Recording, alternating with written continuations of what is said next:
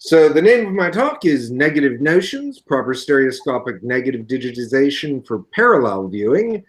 And if you think that's a mouthful, just wait for what's to come. Stereo negatives are a rather difficult dragon to slay in terms of digitization when compared to the standard diapositives that you probably have tons of if you are into collecting European-style glass stereography. And I'm primarily talking here about the 45 by 107 format that Peter just brought up, as well as the 6 by 13 format, which all of the slides being presented today will use. These slides, these negatives, they're chimeras because they're a combination of both the photographic process and the stereographic process. And this leads to some unforeseen complications, and due to a lapse in the continuing history when the stereography entered a dark age, there isn't really much information out there on why this is. You can do what you will with your stereoscopic negatives, but you cannot will them to do what you want. And if you stare too long into a stereoscopic negative, you'll soon find a bottle of aspirin staring into you.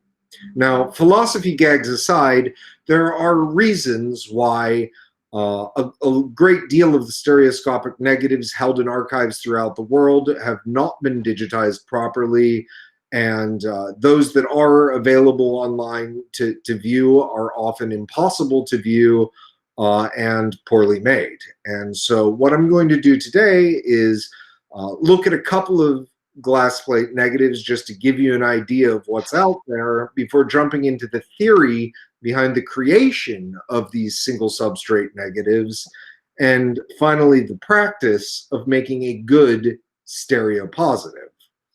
So here's a pretty typical example of something you might see and think is beyond restoration. And this gets to the question that I asked Peter. On the what appears to be the right-hand side of the image, it's actually the left-hand side, but we'll get to that later, of this gallows outside of Paris behind the lines during the Great War. On the right-hand panel, you have emulsion that is torn away from the glass. On the left-hand side, you have a crack and some of the glass is missing, and there's significant water and oxidation damage to the image. So this is what I call a 40-hour project. Restoring this particular image would take a great deal of effort. Now, on the other hand, a lot of times you'll see scans like this that people have made base scans of stereo views. This is obviously an overexposed image, which is why it's very dark, but with a very small amount of work, we can get more proximal to a proper exposure. Then you come across slides like this that are just basically beyond any level of restoration.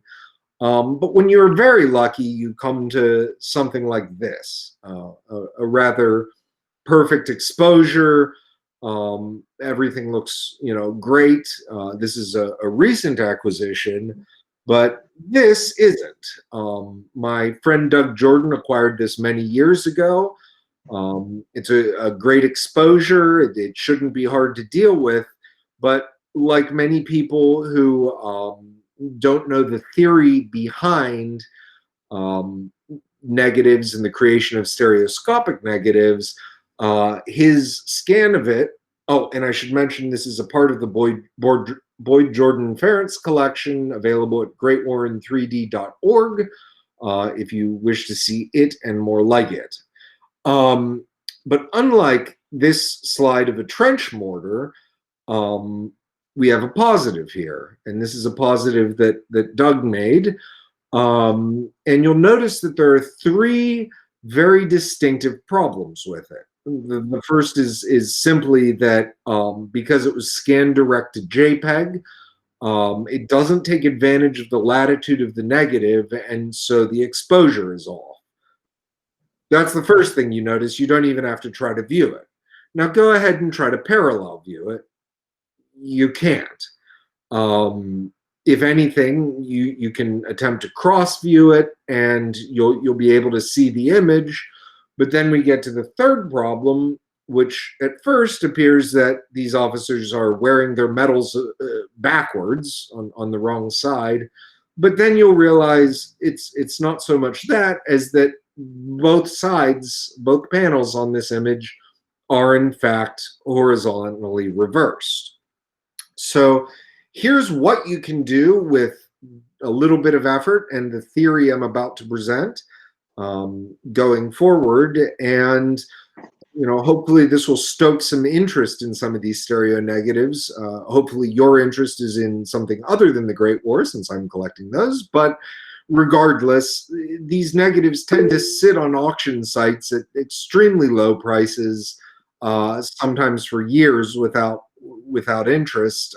I think this would not be so much the case if it were readily apparent how you can make a good digital representation of what's on the negative. And of course, as in any case where you're working with a negative and moving towards a positive, it is an interpretive process. You're not making an isomorphic representation like you do with the positive to try to faithfully recreate what's there. You're rather interpreting the negative based on photographer's intent. So let's get to some of the theory behind why these three errors occur. The exposure error, the exposure error we'll get to in the next section on practice, but the other two errors are pretty easily addressed. Rather than burden you with a complicated image, I decided to use as a basis a scene from a cartoon that my wonderful and beautiful wife, Stacey, drew for me. The cartoon features a penguin at the 0 plane, an igloo, which I've moved to be negative parallax or closer to the viewer, and a snowman, which I've moved further away. Now, obviously, in a flat photographer, you can't photograph, you can't tell this. But first, let's take a flat photograph and talk about lenses. Now, one thing that lenses do, and this includes, believe it or not, your eyes, is they invert the image. And this is characteristic of any dual concave lens. Your brain, of course, the visual cortex just processes this for you. You don't see the world as being upside down. But it's important to note this because this inversion is going to come into play heavily later. So you get an inverted image, and when you're looking at the emulsion side of a negative, it's going to look like this. Now, if we take this negative and go ahead and contact print it, and then we rotate it 180 degrees, we'll see that we have a faithful reproduction of the scene. Contact printing a flat image, that is to say a non-stereoscopic image, is unproblematic. It's a single pane, and there are no worries there. But if we try the same thing with a stereo view, we'll wind up with results something like this. Now, as you can see, one of the errors we talked about earlier, that is to say that the actual images are mirrored and the guys appear to be wearing their medals on the wrong side, that's been corrected for. And that's because contact printing in a proper darkroom is not the same procedure as making a digital scan. And this is very important. When you contact print, because you're putting emulsion to emulsion, you necessarily get horizontal reversal, and this leads to the correction automatically of one of the problems. However, we're talking about working in the digital darkroom today and digitizing images, and it's not such an easy task. So let's try to make this stereo view, and this is in 3D. You can parallel view it and see that the igloo is indeed closer to us, the snowman further away, and the penguin pretty much static 0 plane. This is the image that we want to create when we jump out and take a photo before the penguin decides to scatter, because what's this guy doing pointing a camera at me? So what's going on when we take this image? Well, we have two lenses, right? The two taking lenses on the left and the right each capture the image from a different angle, usually about 63 millimeters apart, but that can change. You can have a hyper stereo or a barely stereo. It makes no difference. But both lenses are creating an inversion, just like a flat photograph would. So when we look at our negative from the emulsion side, we see this. Now, you see right panel on the left here and left panel on the right here, and maybe you think I'm as barmy as certain current US presidents, but this isn't the case. Keep in mind we're looking at the emulsion side. So we're seeing this, the same side of the negative that would be equivalent to looking at the front rather than the rear of the stereo camera. And so when we go to make a contact print from this, we wind up with this, which on the surface looks like what we were trying to create, but now take a moment and try to parallel view it.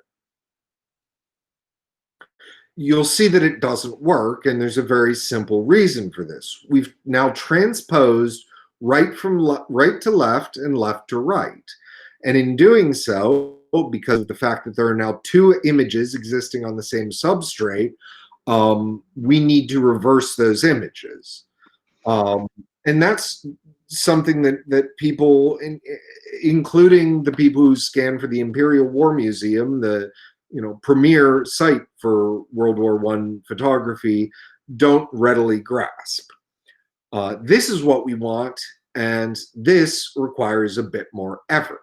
So let's talk about the practice of scanning a stereoscopic negative, and for this, I'm going to be talking about FASR negative number 56, which shows a couple of engineers working on a Newport 10 sesquiplane. This is a very interesting and important view to me personally, because the FASR collection, of course, is a remarkable and large collection of Great War slides from a known photographer. And this is the best representation of the image, but how do we get there? Well, the first step towards getting there is getting a decent scanner and good scanner software, because what we should not be thinking of doing is scanning direct to JPEG or TIFF, which are your typical output standards when scanning diapositives or paper cards or what have you.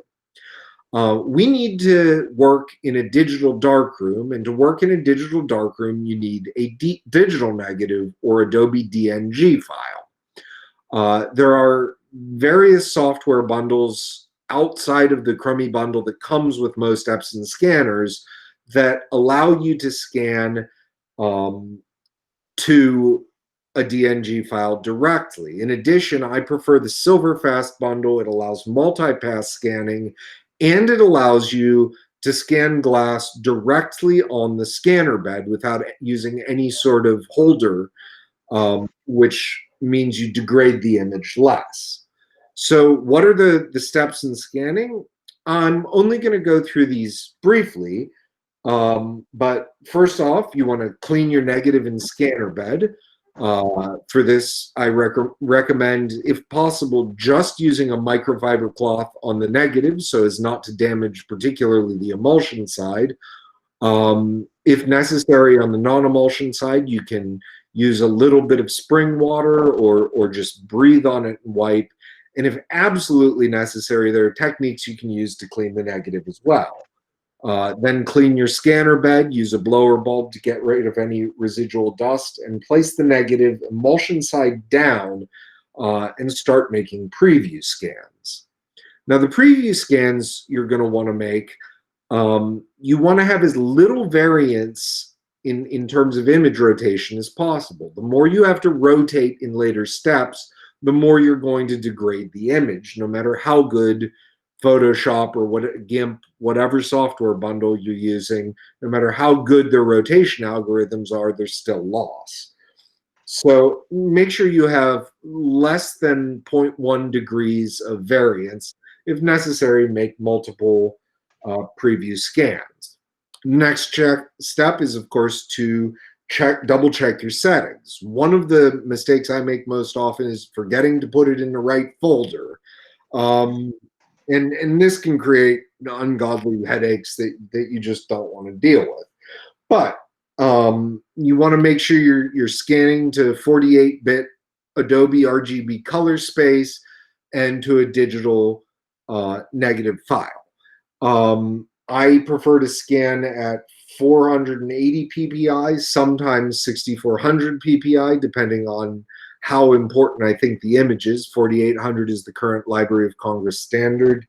And I use multipass scanning, which makes multiple exposures to get even greater depth out of the latitude of that negative. Remember, the density of the silver on a negative means there's a lot of detail that can't be viewed absolutely, upon just looking at the image.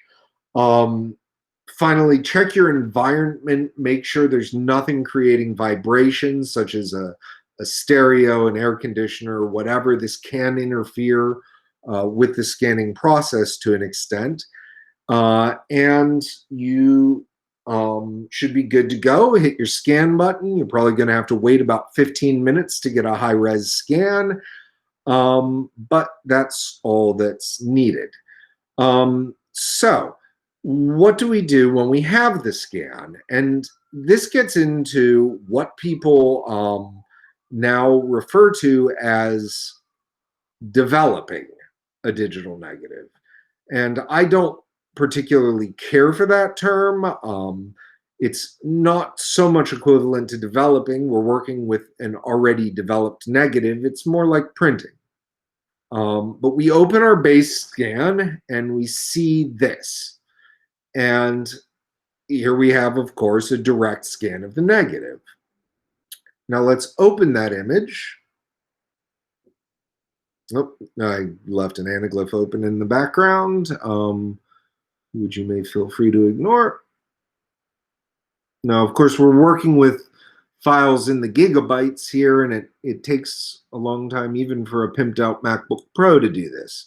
Now, you hit Command-I to invert it, and you get a general idea of what you've got. Now, obviously, one of the major flaws we talked about with the direct-to-JPEG scanning is improper exposure, and we're seeing that here. The thing about printing or interpreting another photographer's negative is that it is an interpretive process. It's a creative process where you have to inject some of your own aesthetic into it. If we don't do that, we wind up with a rubbish-looking image like this one. So let's go back and take another look at the digital negative file. Now you'll see off to the right here, there are a number of sliders. Exposure basically is the amount of light you'd be showing through an enlarger or through the lamp above a contact print. Contrast is obviously contrast. Highlight, shadows, whites, and blacks deal with specific areas of the curves, which you can also work on in the tone curve section. Now, clarity is really interesting and important. Clarity is basically edge accidents. It's the amount of definition between the light and dark areas.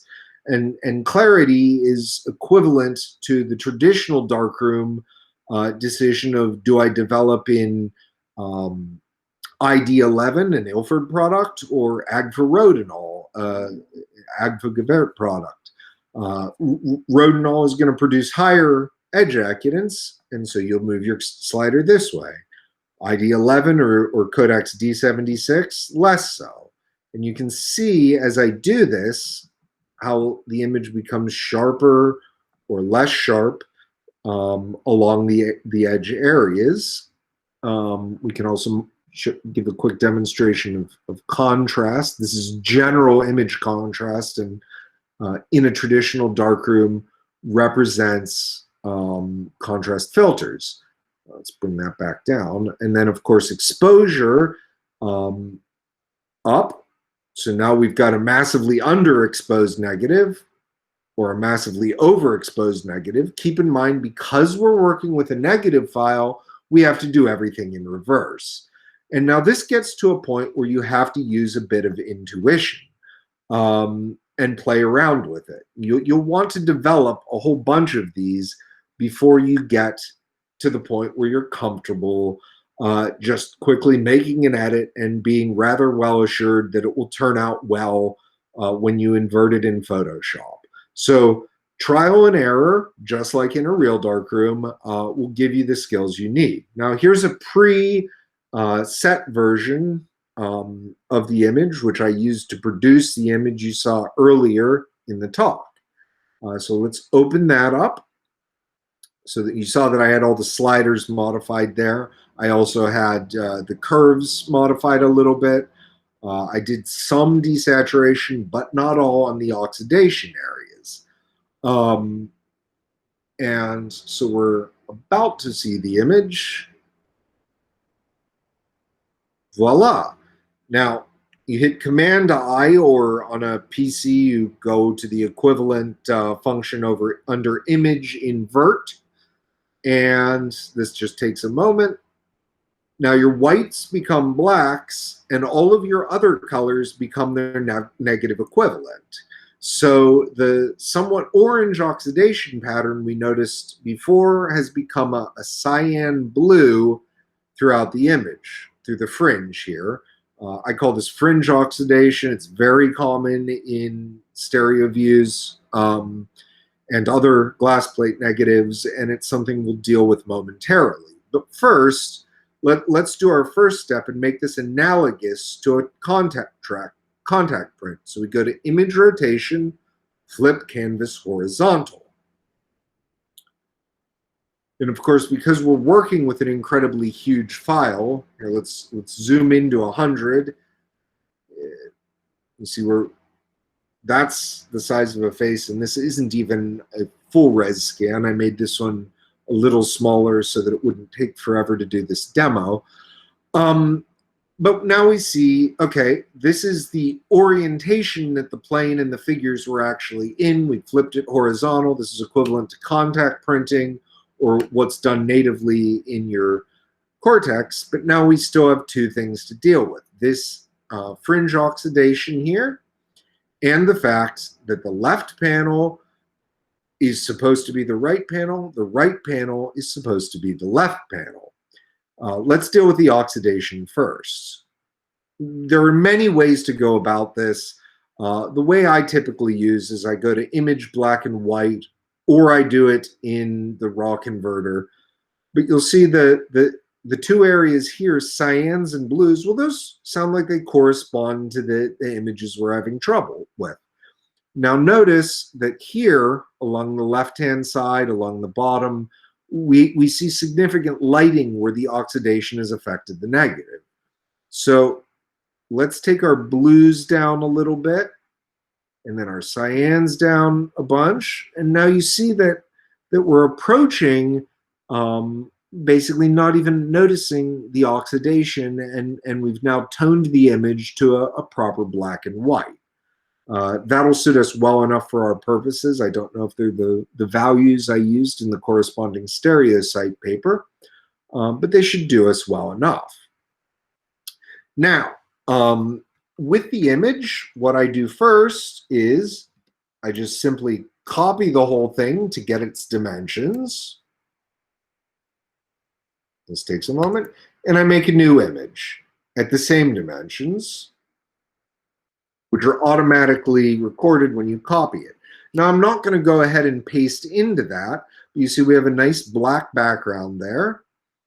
And now we can deselect what we have there and use the marquee tool to select the left-hand image. Now, note that in the scan, there's a nice even line on the left-hand side of the left-hand image.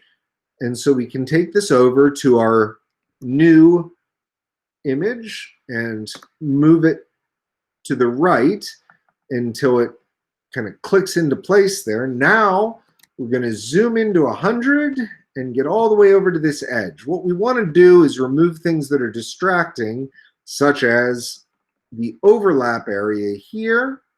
And we simply use the right-hand arrow key until the majority of that looks like that's what we want out of our stereo view. Now let's take it back. Now we've got one half of it transposed. Let's go back to our base image, grab the other half, copy, and paste. And here things are a little trickier because this is, again, an interpretive process. We have to decide how much space we want in between the two images. I like to leave a little gap like that as a placeholder. You can also place it right up against the image. That's personal taste. However, either way you do things, you're going to still be left with a space on the left here, which is unpleasing. So let's zoom in all the way and take a look at that. Well, we simply use the crop tool again. And we notice also a little bit of darkness at the bottom here. So we just pull that border in and we crop. Now, take a look at that for a moment. You can see that it's very easy to parallel view. It has nice depth to it. There is further reconstructive work that could be the topic of another talk up here and up here where the oxidation damage was very heavy. But that's about the process, and that's about my workflow for it. And I hope you've enjoyed the talk. I'll take questions in a moment, but I realize that I don't want to do my wife a disservice to those of you who can't parallel view. So I am going to display Stacey's image here as an anaglyph for those of you who could not parallel view it earlier. It's a very gorgeous work of art, and I love my wife Stacey very much. And that's about all I have prepared for the talk, but I left time for questions at the end. Thank you, Ian. We have about 12 minutes till the end of the meeting, and I don't have anything else to present. I will drop those links that I said into the chat. So feel free to just use the rest of the time to ask questions that you have.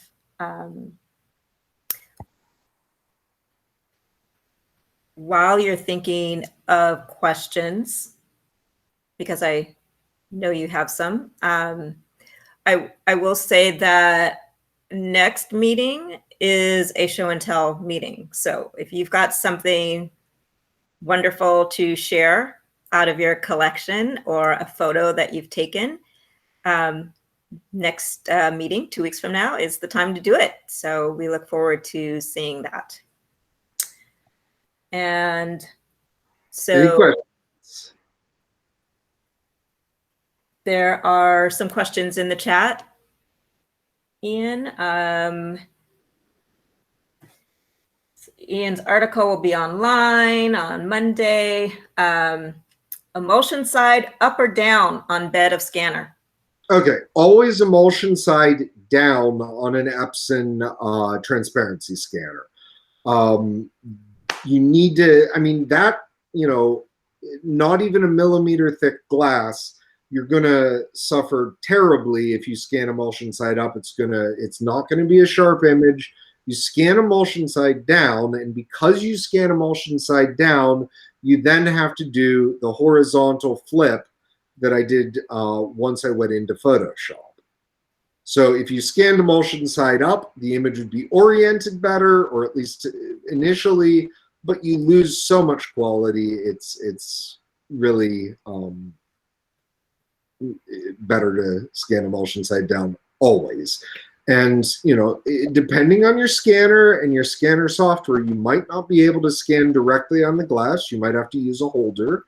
I use an Epson V850 Pro and the Silverfast software, and I can scan directly on the glass. I can also scan very large glass plates, non-stereoscopic 9x12s, things like that.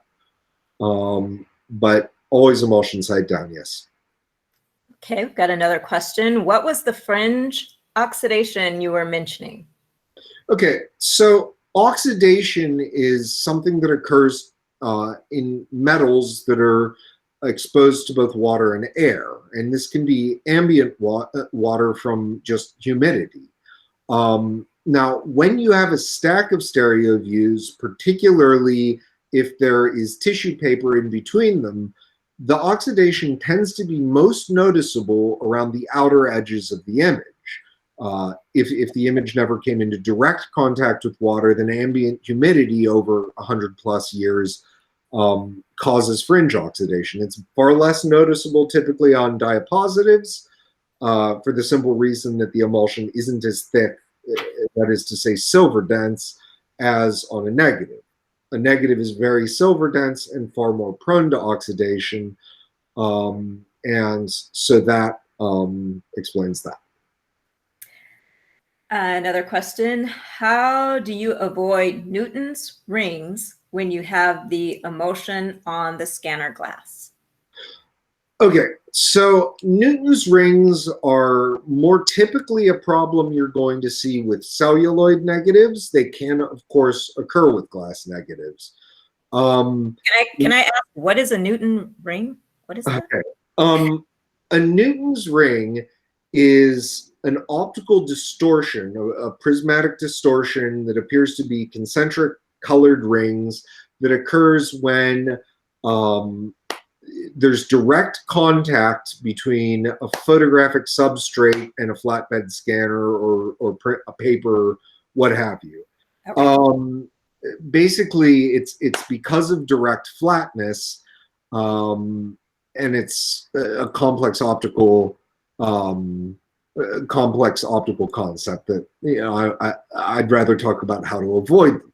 With glass, there's typically enough variance actually in the surface area of a negative that you don't have to worry about Newton's rings. Glass, a lot of times you'll see it's cut unevenly, but besides that, the emulsion itself is so thick on a negative that you don't tend to get Newton's rings off a glass plate. Now, same wonderful scanner, same software, scanning celluloid negatives, these often need quite a bit of adjustment. And sometimes when scanning positives or negatives, you do see them on glass. Now you remember one of the steps I talked about was aligning your negative perfectly and making preview scans so you don't waste a lot of time getting bad scans. During your preview scan, you should have a notion of whether or not a Newton's ring is going to appear. If you see it, or if you see any colors besides those expected by the oxidation on the negative or other defects on the negative, well, basically, if you see a rainbow anywhere, you know that you want to realign the slide, and in some extreme cases, you can't place it directly on the glass. You have to place it in a transparency holder.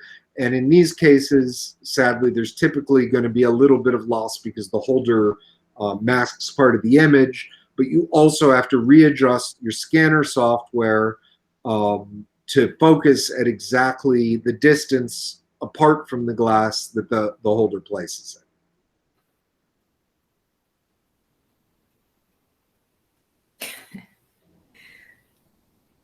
When you see the rainbow, that's when you know you're not in Kansas anymore. True. All right. Any other questions? Even with film, celluloid, Newton's rings would be more common if the non-emulsion smoother side would be against the glass. With the emulsion side against the glass, it is a lot less likely, says David Starkman. Andre, you can also use an anti-Newton ring glass between Yeah. glass and negative. But again, in that case, you have to adjust your scanner to account for that, because you're now placing something else which takes up space in between the glass and the emulsion. And basically, when you're on glass scanning mode, it's looking to scan at exactly the plane of the glass, the scanner bed. So you just always need to account for every part of your process, and that way you'll get the best scans. So I guess I'd like to conclude by saying that a lot of people, and not just, enthusiasts, but professionals as well, avoid stereoscopic negatives because of, the fact that they're a bit of a pain in the arse. However, they're well worth looking into because, among other things, they're typically the only copy of the image or the only extant copy of the image around anymore.